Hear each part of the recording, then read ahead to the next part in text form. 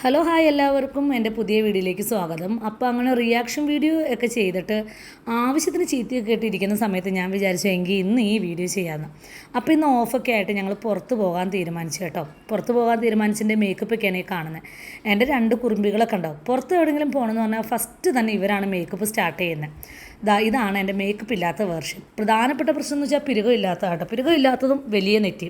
അപ്പോൾ അതിന് വേണ്ട പൗഡറൊക്കെ ഇട്ട് ഒന്ന് സെറ്റ് ചെയ്തു. പിന്നെ ലിപ്സ്റ്റിക്ക് പണ്ടൊക്കെ ആണെങ്കിൽ എന്താ പറയുന്നത്, ഇഷ്ടമല്ലാത്ത ഷെയ്ഡാണെങ്കിൽ ഓടിപ്പോയി ഇഷ്ടമുള്ള ഷെയ്ഡ് ഞാൻ വാങ്ങും. പക്ഷേ പണ്ടത്തെ ലിപ്സ്റ്റിക്കൊക്കെ ചേർത്ത് വെച്ച് 2-3 ലിപ്സ്റ്റിക്കുകൾ ഒരുമിച്ചിട്ടാണ് എനിക്കിപ്പോൾ ഇഷ്ടമുള്ള ഷെയ്ഡ് ഞാൻ ഉണ്ടാക്കിയെടുക്കുന്നത്. ഓക്കെ, അങ്ങനെ ഒരു പിങ്കും ഒരു ബ്രൗണും ലിപ്സ്റ്റിക്ക് ചേർത്തിട്ടിട്ട് കിട്ടിയൊരു ലുക്കാണ് ഈ കളറ്. ഇതെങ്ങനെയുണ്ട്? ഇതെനിക്ക് ഭയങ്കര ഇഷ്ടപ്പെട്ടു കേട്ടോ. പിന്നെ അങ്ങനെ കുറച്ച് മേക്കപ്പൊക്കെ ഇട്ടിട്ട് പോകാനുള്ള തിരുക്കത്തിലാണ്. നമ്മളൊന്ന് ഓർത്ത് നോക്കി, ഒരു 30 വയസ്സ് കഴിഞ്ഞ് നമുക്ക് 2 കുഞ്ഞുങ്ങളൊക്കെ ആയി കഴിയുമ്പം നമ്മൾ തന്നെ മറന്നു പോലെ. പണ്ട് ഞാൻ അങ്ങനെയായിരുന്നു. എവിടെയെങ്കിലുമൊക്കെ പോകണമെങ്കിൽ പിള്ളേരുടെ കാര്യങ്ങളൊക്കെ നോക്കും. അവരെയൊക്കെ ഒരുക്കി റെഡിയാക്കിയിട്ട് ഞാൻ കിട്ടുന്ന ഒരു ഡ്രസ്സ് എടുത്തിട്ടിട്ട് ഞാനങ്ങ് പോകും. ഞാൻ എന്നെക്കുറിച്ച് സെൽഫ് കെയർ ചെയ്തിട്ടേ ഉണ്ടായില്ല. കാലം കഴിയുവേ ഞാൻ മനസ്സിലാക്കിയ ഒരു കാര്യമുണ്ട്. ഈ ജീവിതം എന്ന് പറഞ്ഞാൽ നമുക്കും കൂടെ ജീവിക്കാനുള്ളതല്ലേ. നമുക്കും നല്ല രീതിയിൽ ഡ്രസ്സ് ഇട്ടും നല്ല രീതിയിൽ മേക്കപ്പ് ഇട്ടൊക്കെ നമുക്ക് നടക്കണം. കാരണം നമ്മുടെ ജീവിതം ഭയങ്കര ചെറുതാണ്. എപ്പോൾ വേണമെങ്കിലും തീർന്നു പോകുന്ന ഈ ലോകത്ത് നമ്മൾ ജീവിക്കുമ്പോൾ നമ്മൾ നല്ല അടിപൊളിയായിട്ട് തന്നെ ജീവിക്കണം.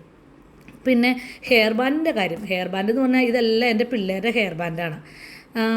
സാധാരണ എൻ്റെ സാധനങ്ങളൊന്നും അവിടെ ഉണ്ടാകാറില്ല. അതൊക്കെ ഹാൻഡിൽ ചെയ്യുന്ന എൻ്റെ പിള്ളേരാണ്. അങ്ങനെ 2-3 ഹെയർ ബാൻഡൊക്കെ വെച്ച് നോക്കിയിട്ട് ഞാൻ വിചാരിച്ചു ഓക്കെ, ഒരു വെറൈറ്റിക്ക് പിങ്ക് ഹെയർ ബാൻഡ് തന്നെ ഇരിക്കട്ടെ എന്ന് ഞാൻ വിചാരിച്ചു. പിന്നെ ഇതാണ്ടോ എൻ്റെ കുഞ്ഞു മക്കളാണ്. അവർക്ക് എന്താ പറയുന്നത്, കുറേ സെലക്ഷനാണ്. അവർക്ക് ഇഷ്ടപ്പെടുന്ന ഷൂ അവർക്ക് അത് ഇഷ്ടപ്പെടില്ല. പിന്നെ ചെരുപ്പെല്ലാം മാറ്റിയിട്ട് കൊടുത്തു.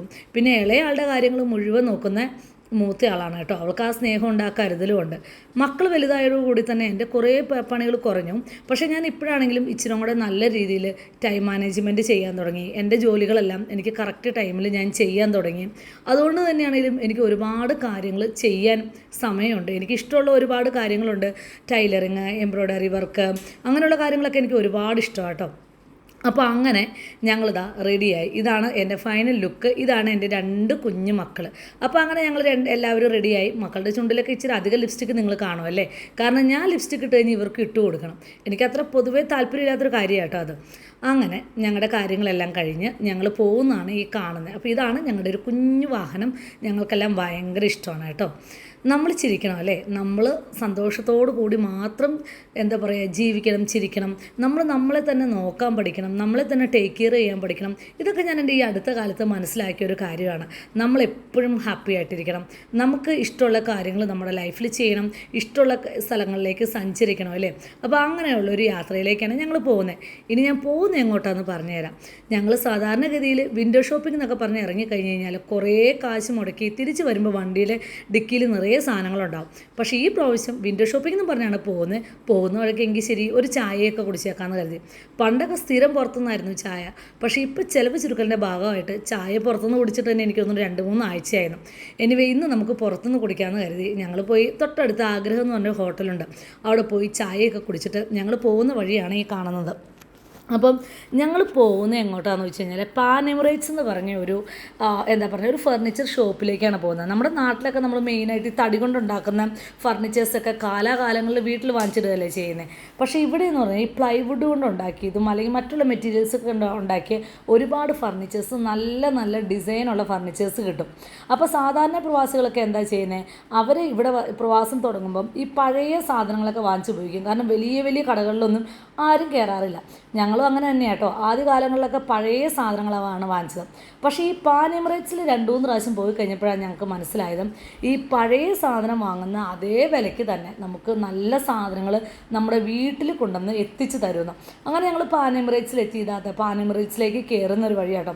പിള്ളേരൊക്കെ ഭയങ്കര ഹാപ്പിയാണ്. കാരണം അവർക്ക് ഇഷ്ടമുള്ള കുറച്ച് സാധനങ്ങളും കൂടെ അവിടെയുണ്ട്. പിന്നെ എൻ്റെ ഹസ്ബൻഡ് തന്നെ ഒരു ഡിസൈനർ ആയതുകൊണ്ട് ഇങ്ങനെയുള്ള സാധനങ്ങളൊക്കെ കാണുന്നതും പിന്നെ അങ്ങനെയുള്ള ഫർണിച്ചേഴ്സ് കാണുന്നതൊക്കെ ഭയങ്കര ഇഷ്ടമാണ്.